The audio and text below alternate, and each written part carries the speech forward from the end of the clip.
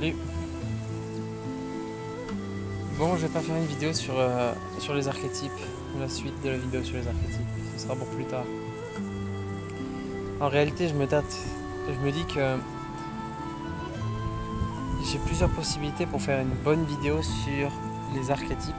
Soit j'invite des abonnés et on discute sur justement le sujet des archétypes. On devrait avoir une bonne discussion. Moi, ça me permettra de faire ça par l'intermédiaire de Discord et Internet. Et du coup, je pourrais montrer des images en live de ce dont on discute pour illustrer. Donc, je pense pour continuer sur le sujet des archétypes, utiliser Internet. Enfin, faire une discussion avec des abonnés par l'intermédiaire d'Internet. Donc, si vous êtes chaud pour discuter de ce sujet, allez-y. En tout cas, aujourd'hui, le sujet...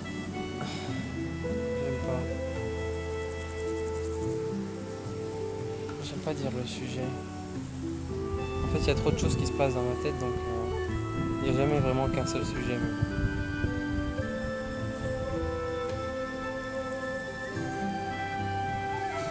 Je suis bien ici. Là, je suis couché en fait sur un champ de cadavres. Ça, c'est littéralement un champ de cadavres. C'est comme s'il y avait des humains morts partout autour de moi et moi je suis couché dessus, tu vois. Des ossements. Je suis couché sur des ossements. Des ossements de graminées, des ossements de ronces. Ça, c'est pas une ronce, c'est une masse. On appelle ça une masse. Voilà, je suis couché sur des cadavres.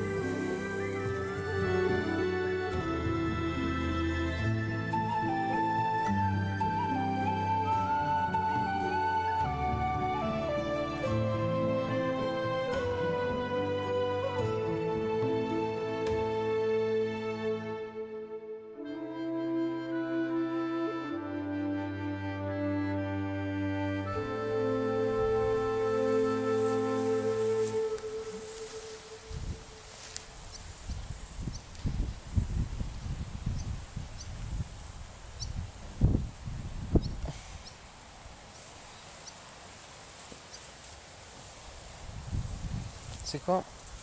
Il y a une personne qui vraiment, je trouve, formidable de par la qualité de ses conférences et de ses meetings en fait. Cette personne, c'est Alan Watts. Et je crois que c'est Alan Watts qui est le plus pertinent pour parler de la magie. En fait, on est tous, absolument tous, sous l'emprise de diverses sorcelleries, tu vois, diverses types de magie. Ces types de magie n'ont d'impact sur nous que ce que l'on leur laisse.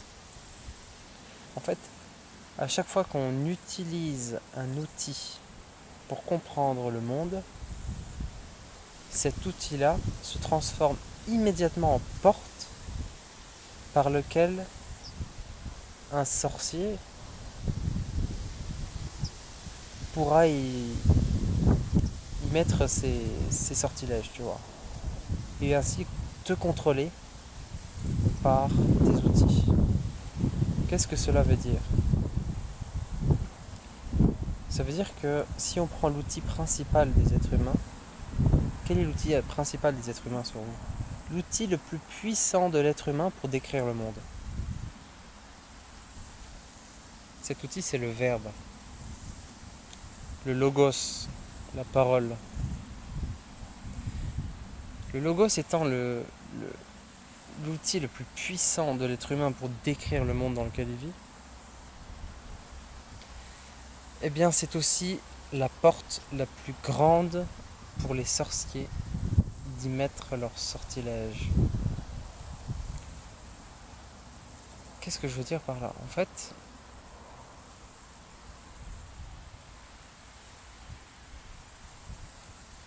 ce qu'il faut comprendre avec la magie au sens contrôle, au sens manipulation, au sens j'impacte les gens, c'est que cette magie vraiment là, elle n'a d'impact que ce que tu acceptes comme vision du monde.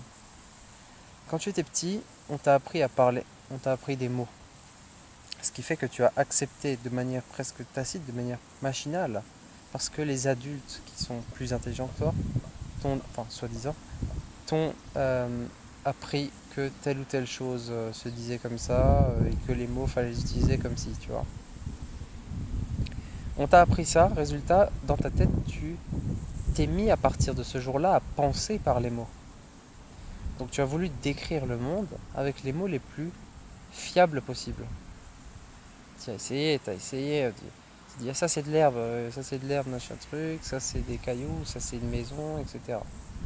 Donc tu as voulu décrire le monde comme ça. En sachant que chacun de ces mots désigne qu'une partie qu'on a séparée et isolée du reste du monde. Or, la nature du reste du monde n'est en aucun cas séparée et isolée. Quand je te dis que ça c'est une maison, ça n'a aucun sens du point de vue du monde. Laissez-moi vous le rappeler, le monde était là avant le verbe humain. Le verbe humain n'est venu qu'après pour essayer de séparer les choses et ainsi leur donner une forme de fixité, de stoïcité. Ainsi de pouvoir, le but étant de pouvoir fixer le monde et ainsi se donner une impression de sécurité parce que ce qui est fixé est prévisible, entre guillemets. Donc, les mots nous ont servi ainsi à décrire le monde et à séparer certains objets d'autres objets, de manière complètement arbitraire. On le fait absolument sans avoir conscience que cela n'a aucun sens du point de vue de la vie elle-même. Qu'est-ce qui se passe ? Il se passe que après, on tombe sur divers types de problèmes. T'as des gens qui viennent et qui te disent toi t'es qu'un bâtard, espèce de sorcière, t'es qu'une grosse vache.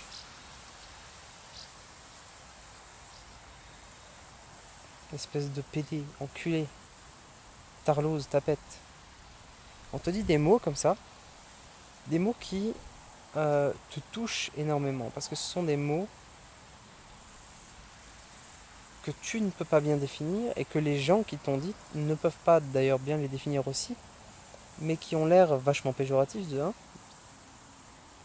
et qui ont entre aussi une part de vérité, forcément, puisque ce qui est indéfinissable, ou alors ce qui a une définition à géométrie variable, arrivera toujours à rentrer au moins en partie dans la définition que l'on a de nous-mêmes.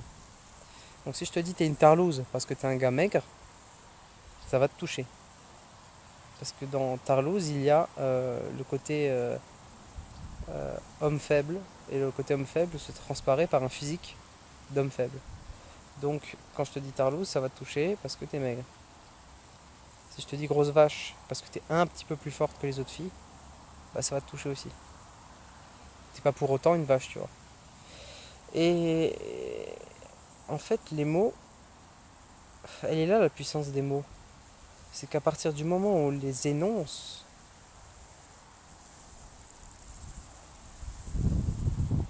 vu que tout le monde a accepté d'utiliser les mots comme outil,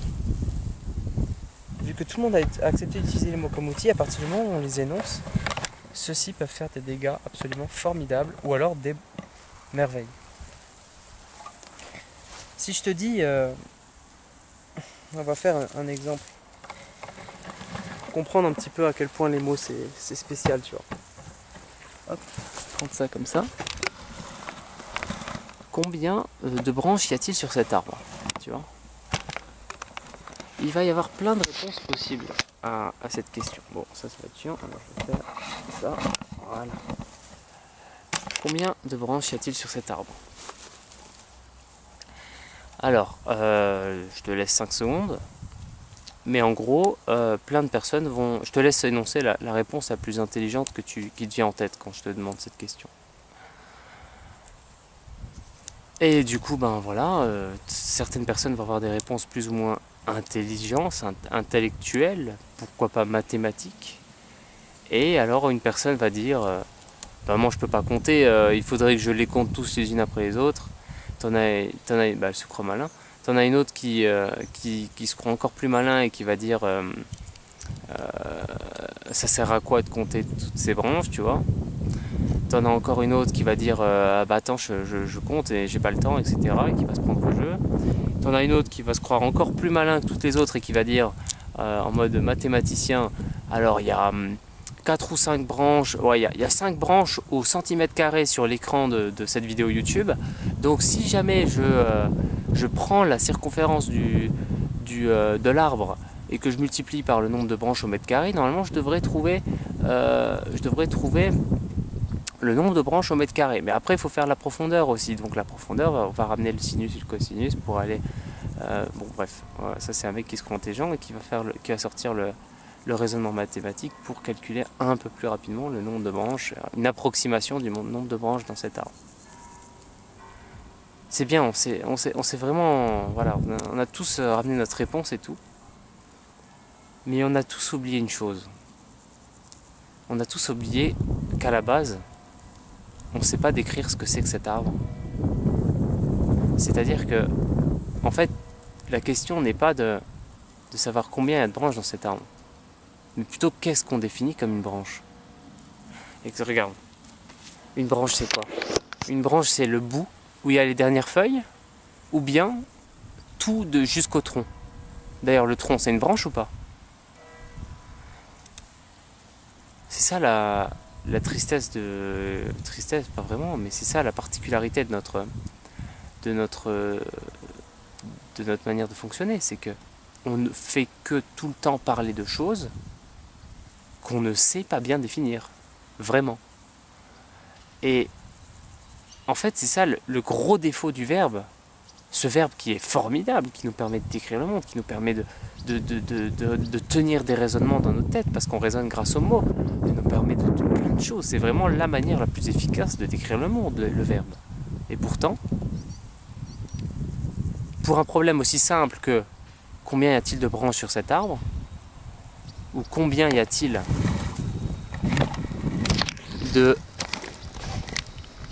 de formes arrondies sur ce nuage, eh ben on en oublie qu'à la base, la véritable question, c'est toujours qu'est-ce qu'une branche ou qu'est-ce qu'un nuage. Donc cet outil-là, qui est le verbe et qui nous permet de décrire le monde exactement au même titre que le centimètre, que les heures et les minutes, tout ça, ce sont des outils qui nous permettent de décrire le monde, de fixer une notion du monde. Tous ces outils-là, ont-ils vraiment... plutôt, valent-ils vraiment la peine qu'on s'engueule pour eux, en fait, pour qu'on se prenne vraiment la tête? Et est-ce que les souffrances provoquées par ces conflits sémantiques, ces conflits d'outil à outil, mon outil est meilleur que le tien, mon verbe est meilleur que le tien, tu vois, est-ce que vraiment ça vaut le coup, en fait, par rapport à la vie elle-même? Parce que je vous le rappelle, je vous l'ai déjà dit au début, la vie n'a pas besoin de mots pour exister en réalité. Les mots, c'est vraiment quelque chose que nous avons inventé. Et ce n'est qu'un outil. Donc le grand sujet de cette vidéo, c'est vraiment de se dire, si tous ces mots-là sont de 1 qu'un outil, au même titre que les minutes et les secondes, de 2, regardez par exemple quand on passe à l'heure d'été. Quand on passe à l'heure d'été, ça n'a aucun sens d'un point de vue de la nature, de la vie. On enlève 1 heure de notre journée quand on passe à l'heure d'été et on en rajoute 1 heure quand on passe à l'heure d'hiver. Ou c'est l'inverse, mais je m'en fous en fait. Ça n'a aucun sens, ça n'a tellement aucun sens que je ne retiendrai pas ce genre de choses. Ça m'intéresse pas. C'est tellement loin de la réalité de la vie, ce genre de petites conneries passées à l'heure d'été là, que je retiendrai pas de toute façon. Donc ça n'a vraiment aucun sens. Ce sont des outils qu'on sophistique et qu'on sophistique au point qu'à la base, ces outils qui étaient très utiles pour décrire le monde et qui du coup nous rendaient vachement intelligents, deviennent l'inverse de ce qu'ils sont. Puisqu'à partir du moment où une voiture est trop belle, tu vois, si jamais tu as une voiture moche et que tu conduis avec, bah du coup tu es confiant, tu peux conduire avec. Mais si tu as une très très belle voiture au-dessus de tes moyens, tu vois, tu vis avec seulement 2000 balles par mois et tu as une Lamborghini, eh ben, tu vas flipper ta race toute ta vie d'endommager cette Lamborghini. Tu ne voudras plus utiliser cet outil dans ta vie de tous les jours parce que tu as peur que l'outil se dégringole, se détériore. Donc, lorsque tu utilises ton verbe et que tu le sophistiques au point que tu ne veuilles plus le remettre en question et donc changer potentiellement ta manière de voir le monde, puisque ce sont les mots qui te permettent de comprendre le monde, eh bien si tu ne veux plus faire ça, ton langage est mort, ta réflexion est morte. Il reste plus que... T'as plus qu'à laisser ta Lamborghini dans ton garage et à la sortir une fois tous les mois. Et là, toutes les semaines, peut-être tous les week-ends, tu vois. Et là, bah, tu auras l'air d'un con aux yeux des gens qui vivent réellement leur vie. Parce que ces gens-là n'ont pas besoin de sophistiquer leur verbe au point d'en faire des Lamborghini, tu vois. Ces gens-là se rendent compte de ce que c'est que le verbe. Et en fait, quand tu te rends compte de ce que c'est, quand tu te rends compte que ce n'est qu'un outil et que tu as juste le choix de le sophistiquer ou pas, eh ben, ça là, tu peux vivre réellement ta vie. Parce que tu sais que tous les mots que tu mettras par-dessus pour décrire cette vie ne sont que des pâles réalités qui seront forcément fausses à un certain niveau. Tu sais que ce sont le centimètre. Le centimètre, c'est un outil pour décrire la longueur. Donc encore un outil pour décrire le monde. Le centimètre n'a aucune réalité physique. N'a aucune réalité physique. Le mot n'a aucune réalité physique. Le mot ne fait pas partie de la vie. Il ne fait pas partie de la vie dans le sens, enfin de la vie naturelle on va dire, ou alors de la vie.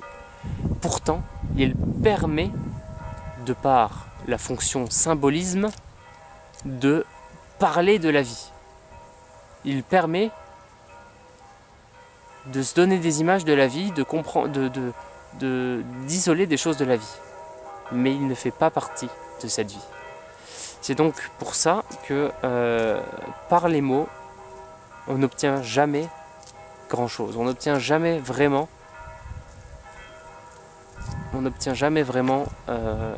la vérité. La vérité, mais au sens V avec un grand V, quoi. La vérité par les mots, c'est impossible. Voilà. La vérité ne peut que s'expérimenter.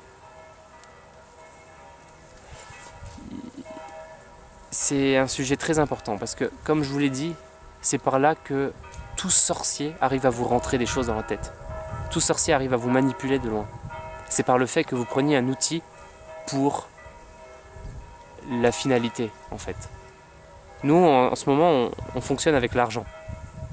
L'argent est un outil pour symboliser les relations humaines. Au même titre que le mot, que la température, que les mathématiques, que la longueur, que le temps, etc. Le temps en sens de secondes et de minutes. Toutes ces choses-là sont des outils. Et l'argent, c'est pareil. C'est un outil qui symbolise nos relations humaines. Si je te donne de l'argent, c'est que je t'aime. Je te fais un don parce que je t'aime. Je veux te préserver. Je veux que tu te sentes bien. Je te donne quelque chose. Je te donne un billet de 50, tu vois. Et donc cet outil-là, à la base, est un outil qui a pour but de faciliter les échanges et ainsi de faciliter nos relations humaines. Donc l'argent, le but de l'argent, c'est d'être échangé. L'argent qui reste dans une banque et qui s'accumule de lui-même, ça n'a aucun sens. Ça n'a aucun sens. C'est une aberration. C'est une aberration autant au sens de la nature, puisque l'argent n'existe pas dans la nature, que c'est une aberration au sens du but même de l'argent. Donc, ce que je veux dire en parlant d'argent, eh ben c'est la même chose que pour les verbes, c'est que à partir du moment où on prend l'argent pour une finalité, où on prend l'argent pour la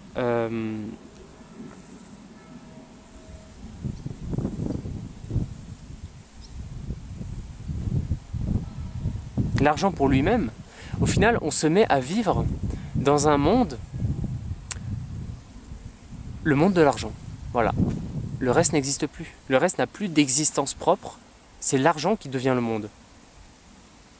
C'est exactement l'inverse qu'on devrait faire. Normalement, c'est le monde est tel et l'argent n'a pas d'existence, mais permet quand même de simplifier quelque chose qui a une réalité, tu vois.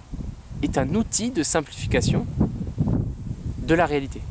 Or là, ça s'est parfaitement inversé. C'est une inversion des valeurs qui a provoqué le fait que c'est l'argent qui est devenu le monde réel de certaines personnes, enfin de beaucoup de personnes, et le reste n'est que demi-réalité.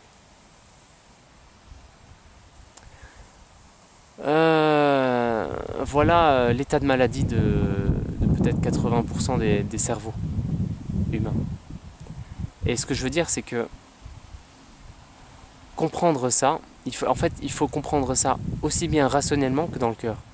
J'ai remarqué que les femmes sont beaucoup plus ont beaucoup plus de facilité à comprendre ça instinctivement, mais pas du tout, vraiment sans pouvoir l'exprimer. Et parce que la raison ne suit pas derrière. Forcément, la raison, c'est vraiment un truc de mec. Et comprendre ça autant par la raison que par le ressenti, l'émotion, parce que quand tu te mets à mettre de l'attention sur ton propre ressenti, c'est que tu commences à comprendre que les verbes ne suffisent plus. C'est que toute l'attention que tu mettais sur les verbes était futile en fait, parce que les verbes ne sont, encore une fois, qu'un outil. Et quand je dis le verbe, c'est tous les mots, hein, c'est le verbe au sens... Bon. De toute façon, je pense que j'ai fait le tour de mon sujet, mais à vous de réfléchir là-dessus, à vous de broder, et rendez-vous compte que hop, l'argent n'est qu'un outil, le verbe n'est qu'un outil, les mots ne sont qu'un outil.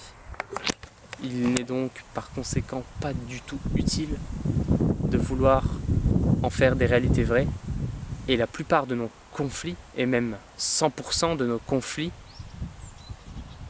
viennent de la sophistication de cet outil qui est le verbe, puisque c'est par lui qu'on comprend le monde. Voilà, je vous remercie, ciao.